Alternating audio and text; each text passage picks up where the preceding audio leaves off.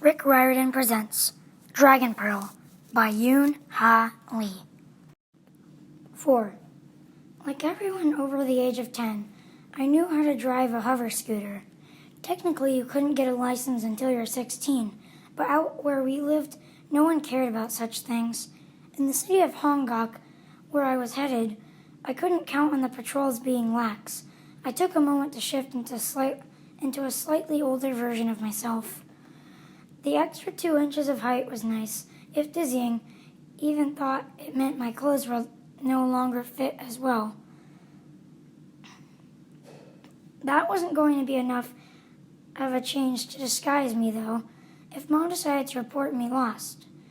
I concentrated and summoned my magic to make small adjustments, not large ones: a flatter nose, glossier hair, smoother skin. I wanted to look prosperous enough to fit in with the other city dwellers, but not so wealthy that I attract thieves.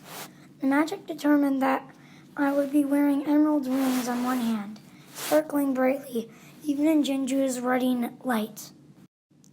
There was also additional weight at my hip. Charm had supplied me with a pouch. I opened it up and found a slightly shimmering but official-looking license corresponding to my new guise. Fox magic was handy that way, sometimes unpredictable. Even once you envisioned what you needed, it covered all the details. I hadn't practiced charm enough to have complete control over it yet, and I was dismayed to see that my alias was Kim Bora, the name of my most annoying cousin. The rest of the ID looked good, though, so I decided not to mess with it. Once I reached the spaceport in Hongok, I hopped to book a passage on a ship before any of the authorities caught up with me. After that, I'd have to get to a hub large enough that I could charm information out of sufficiently high-ranking Space Forces officers. June had never let any hints drop about the location of his battlecruiser for security reasons. At least I knew the name of the ship he'd been assigned to, the Pale Lightning. Somehow I had to reach it so I could find out what had happened to him, all without being arrested and sent back home. The enormity of the task before me was overwhelming, but I refused to allow myself to get discouraged. I'd just have to take it one step at a time. First, get to the spaceport. The city was several hours away, and I should have worn better protective gear for the ride. I had on my mask, which always smelled faintly metallic, no matter how fresh its filters were, and a helmet. The crisp air chilled me as I sped along the road. I wished I'd been able to grab a jacket on the way out of the house. It was still early, and Jinju's reddish sun glared through the morning mist, tinting the low clouds the colors of fire. I passed domes of varying sizes, which protected their inhabitants from the dust and the fecal weather. Some glistened like jewels in the blossoming lights, while others had cracks patched with ugly but functional globs of sealant. When I was younger, I'd helped a neighbor with that kind of repair job because I'd earned a reputation for being handy. Of course, I'd almost fallen off the roof, but I'd done good work. Last time I checked it, the repair was holding up beautifully. With any luck, I wouldn't have to do anything like that where I was going. For a moment, I allowed myself to imagine what it would be like to breathe clean, sweet air without having to wear a mask every time I went outside. And the holos, fully terraformed worlds, were lush and verdant, with trees rustling in the wind, and flowers that flourished without having to be coddled in the protected gardens of wealthy people. If the Dragon Pearl truly had resurfaced, it could make that dream a reality. I only passed a few other travelers. Most dome dwellers didn't visit the city often. There were too many things to deal with at home. But as I drew closer to Hongok, Other scooters and larger vehicles zoomed past me. Just the sight of the dust they kicked up made me want to cough, even though my mask filter was doing its job. In the outskirts of the city, the domes were larger, like overambitious mushroom caps. The largest buildings weren't domes at all, but spires spearing up into the sky. They dated back to Jinju's early days, before the terraforming project had faltered. The oldest families dwelled in the spires, even though not all of them had held on to their wealth over the years. The city's name, Hongot, meant ruby. Maybe it had looked like a gem once, in the dreams of its founders, if nowhere else. I'd seen views of it from orbit on the news services, a glitter mass of silver and gold rising from the darker ruddy plateau on which the city had been built, the needle flash of starships arcing to and from the spaceport. Down here, though, I could see that the spires had discolored patches, and there were cracks and potholes in the streets. The scooter hovered a few centimeters above the surface, but it had a tendency to wobble when passing over the larger fissures. If Jinju had been terraformed properly, we'd be prosperous enough to afford better construction and maintenance. I wished I could skirt Hong Kong's boundaries to approach the spaceport, but the city was so sprawling I was sure I'd get lost. I would just have to go straight through and pretend I had legitimate business. I slowed down as the west gate loomed before me. It was flanked by two statues of four-legged, lion-maned Haite, or guardian spirits. Wish me luck, I thought, in their direction. I knew security would be tight due to Thousand Worlds regulations over spaceport access. I could see why people from other areas had to protect themselves against raiders and pirates from the jeweled worlds. But in Jinju, which had so little of value, the additional precautions were just a nuisance. I'd have to rely on charm to deal with the guards if they got suspicious. I spotted a pair of red-uniformed officers at the west gate. They were busy chatting with a woman in the flashy robes I associated with traders. After they finished dealing with her, they looked me over. "You there," called one of the guards, a squat man with a mustache that drooped like a plant that hadn't been watered for a week. I braked too suddenly and lurched forward, catching myself against the scooter's handlebars. I pulled off my helmet and cast my eyes down the way I'd seen Bora do when she was talking her way out of trouble. "Sir?" I asked. "Identification," the officer said in a bored voice. "Come forward slowly, and no sudden moves." "Here you go," I said, drawing the license out from its pouch. I admired it surreptitiously. Even the holographic seal in the center, depicting Jinju's pearl and carp symbol, looked convincing. "Cambora," the guard read from the ID. I grimaced at the reminder of the bet I'd made with her, and what was at stake. June. The guard caught my expression and scowled at me. "You have some problems, miss."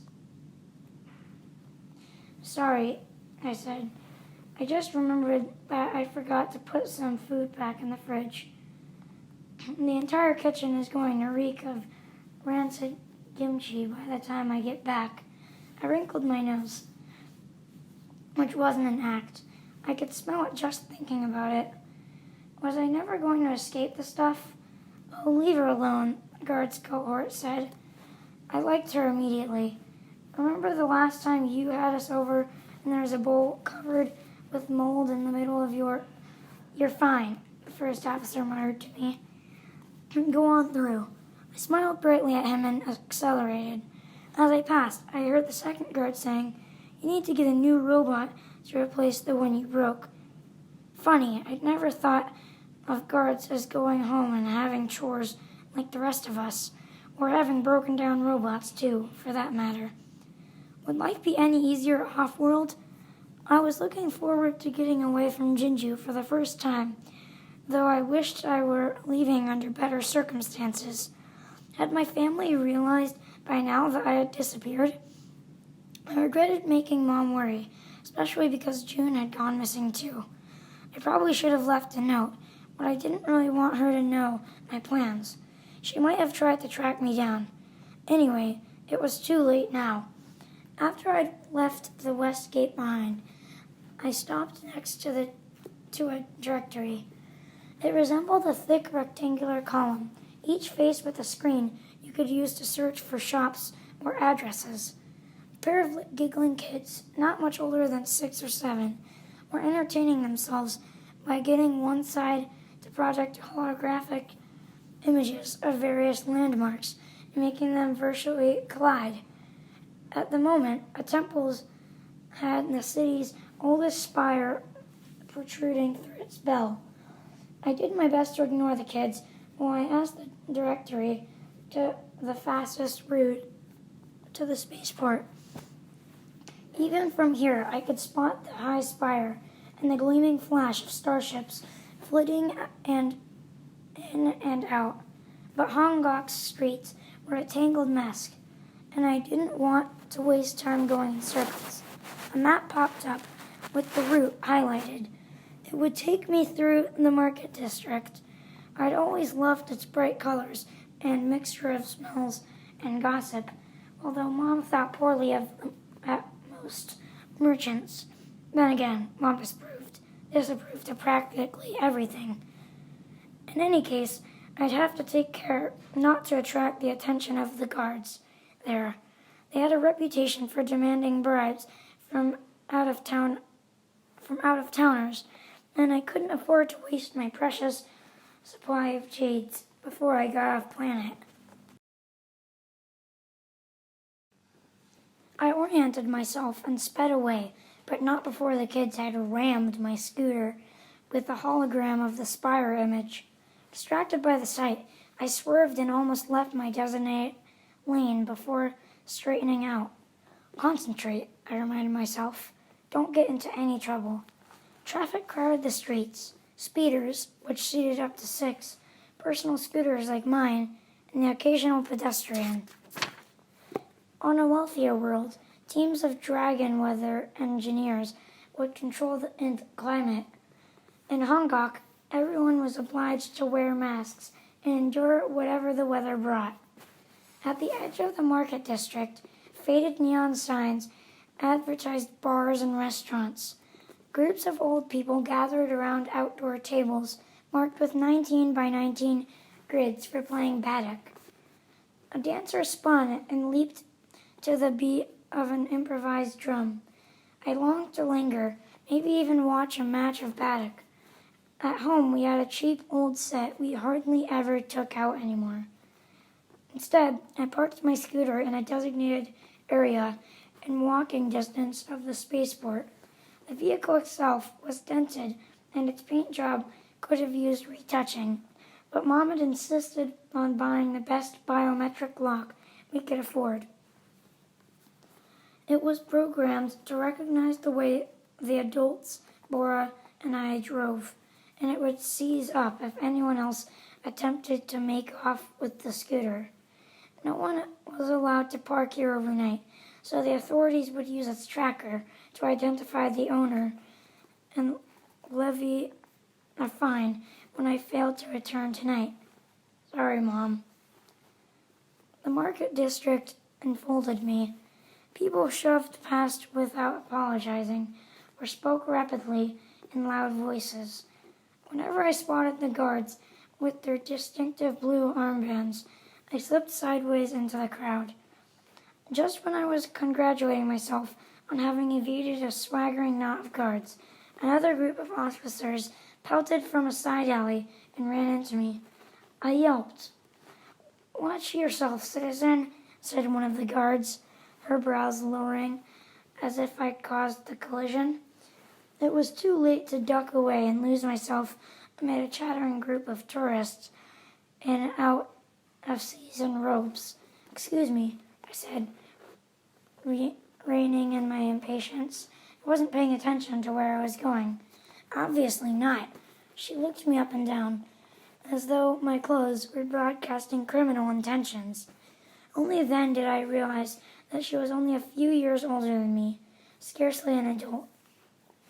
3 other guards had taken notice. "Hey, Yoon Ha, what's keeping you?"